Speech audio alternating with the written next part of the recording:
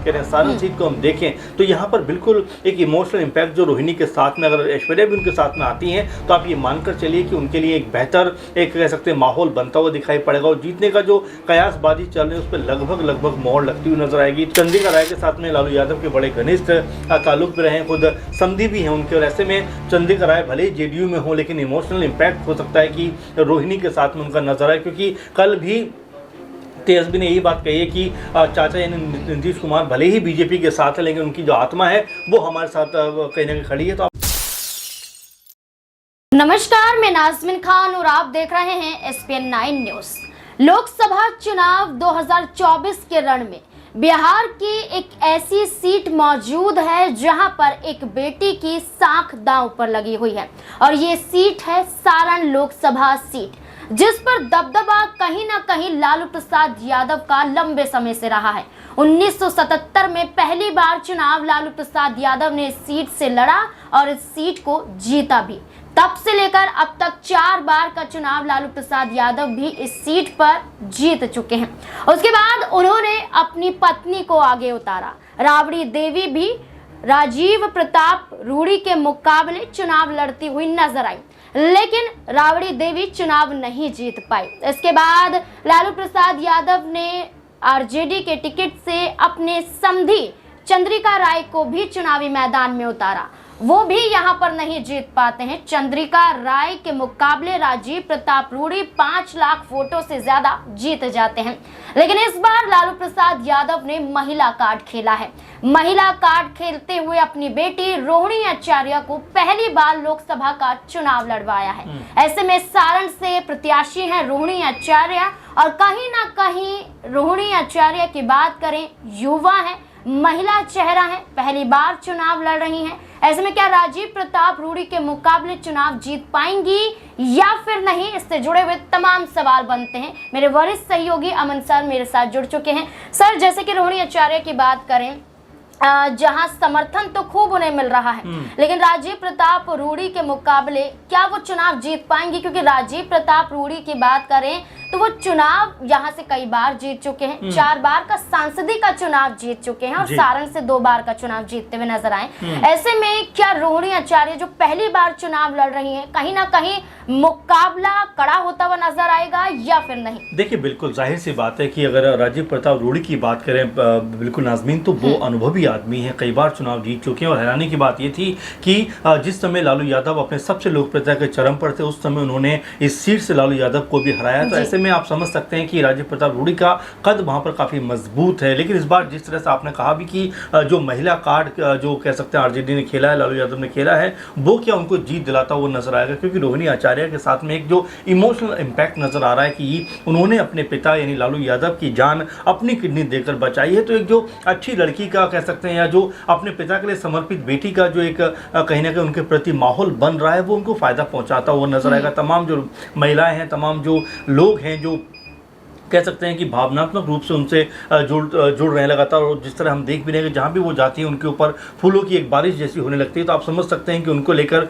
जो आदर का भाव है कहीं ना कहीं इस समय सारण की सीट पर वो उनको सफलता दिला सकता है। वहीं अगर राजीव प्रताप रूडी की बात करें, देखिए अपने आप में कई बार चुनाव जीत चुके हैं, लेकिन देखिए हर बार चुनाव अलग होता है। 19 के मुकाबले 24 का चुनाव अलग है। यहाँ पर राजीव प्रताप रूडी से कई वीडियो में ऐसा देखा गया है कि भाई लोग पूछ रहे हैं कि आप कहाँ थे 5 साल में, आप यहाँ पर आते हो, 5 साल में आप कोई विकास नहीं करते, कोई काम नहीं करते। हमारे लोग लगातार इस उम्मीद में रहते हैं कि सांसद हमने आपको जिताया है तो हमारे यहाँ पर आप काम भी करें, लेकिन जो काम की उम्मीद हम आपसे करते हैं वो काम नहीं हो पाता। तो ऐसे में अब जो राजीव प्रताप रूडी है नाज़मीन, वो भी कहीं ना कहीं सवालों के घेरे में है। जो लोग उनसे सवाल पूछ रहे हैं और उनका जवाब उनके पास नहीं है, तो ऐसे में समझ सकते हैं कि जीतना उनके लिए भी उतना आसान यहाँ पर हो नहीं रहा है। तो ऐसे में रोहिणी आचार्य के साथ में जो एक इमोशनल बॉन्डिंग लोगों की बन रही है और जहाँ भी वो जा रहे हैं, आप देखिए कल तेजस्वी भी उस सीट पर जाते हैं, वहाँ प्रचार प्रसार करते हैं। ये कहते हैं कि मेरी बहन है और मेरे बचपन में पूरी मेरा ख्याल इन्होंने रखा है, और तमाम सारी एक इमोशनल बात कहते हुए नजर आते हैं। और ये जो बहन भाई की जोड़ी है अपने आप में सारण की सीट पर एक बड़ा कमाल, बड़ा धमाल कर सकती है, क्योंकि लालू यादव का जो कुनबा है, परिवार है, वो राजनीति को समर्पित है। और यही वजह है कि भले ही नीतीश कुमार परिवारवाद की बात कहते हैं, तमाम बातें कहते हैं, लेकिन लोगों का जो इमोशनल कह सकते हैं कि सपोर्ट है यहाँ पर लालू यादव को मिल रहा है कि वो बीमार है। ऐसे में अगर उनका सहारा बने उनकी बेटी आई है जिसने उनको जीवन दान दिया जी। है, तो एक तरीके से कहा जा सकता है उनके प्रति माहौल बनता हुआ दिखाई पड़ रहा है। रोहिणी आचार्य के लिए माहौल तो बखूबी बन रहा है, लेकिन चर्चाएं ये भी तेज हो चुकी हैं कि क्या जो नाराजगी एक दौर में परिवार में देखने को मिली थी, क्या नाराजगी दूर होती हुई नजर आएगी?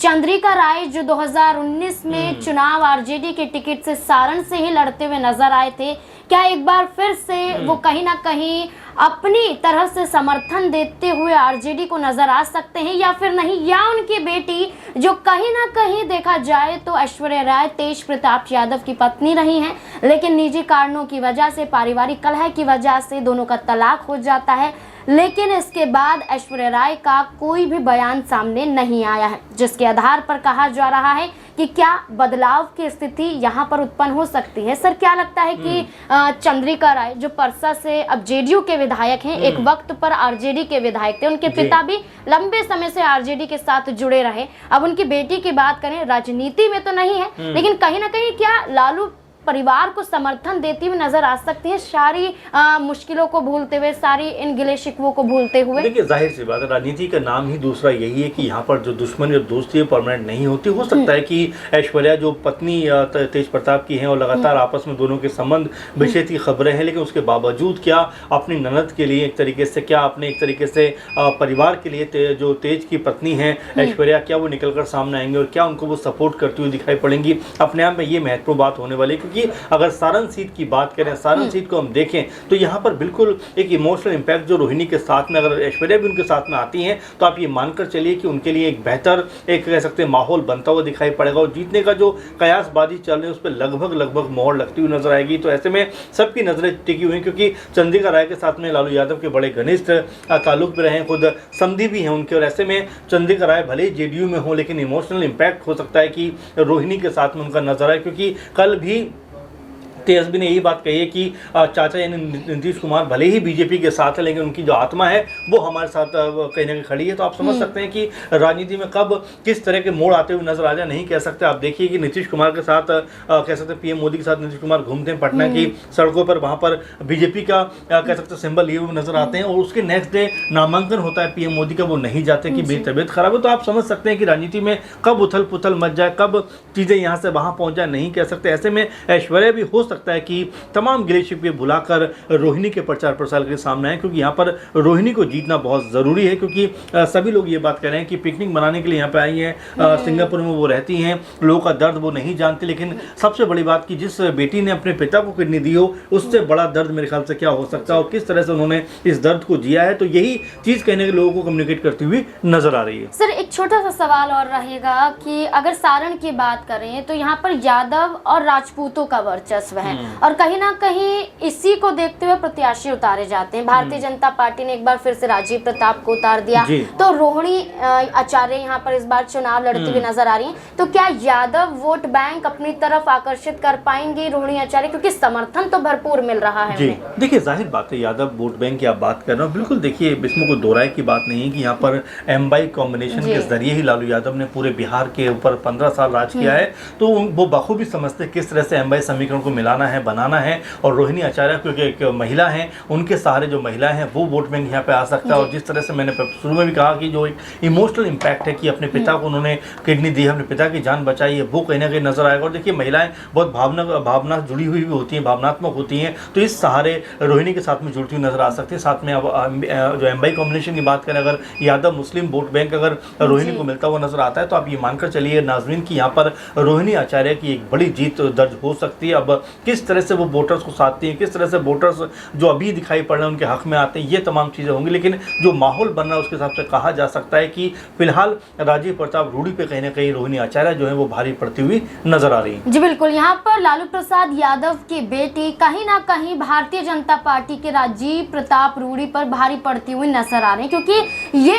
जग जाहिर ही नजर आ रहा है, क्योंकि तस्वीरें बताती हैं, वीडियो बताती हैं, और ये कहीं ना कहीं रोहिणी आचार्य के समर्थन में सारण की जनता जनता प्यार लुटाती हुई भी दिखाई दे रही है और यही वजह है कि अब जो स्थिति है वो बेहद टकराव की स्थिति वाली बन चुकी है और ऐसे में रोहिणी आचार्य का पलड़ा कहीं ना कहीं भारी पड़ता हुआ तो दिखाई दे रहा है। आपको क्या लगता है कि सारण में किसकी जीत होगी? अगला चुनाव 5वां चरण 20 मई, क्या रोहिणी आचार्य को समर्थन मिलता हुआ नजर आएगा या फिर राजीव प्रताप रूडी को? क्या है आपकी राय? कमेंट सेक्शन में जरूर बताएं। देखते रहें SPN9 न्यूज़। धन्यवाद।